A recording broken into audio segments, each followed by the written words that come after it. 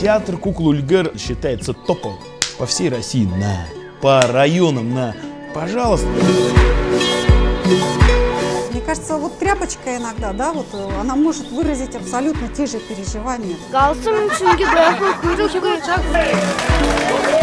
Свободно могу играть, издеваться над ним, шутить.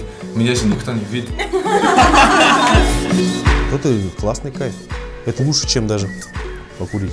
Это своего рода оружие. Это кажется лучше, чем любая музыка. Я кукольные мультфильмы с детства не люблю. Нормальные люди только работают в театрах, а не от мира всего. Я тоже не от мира всего.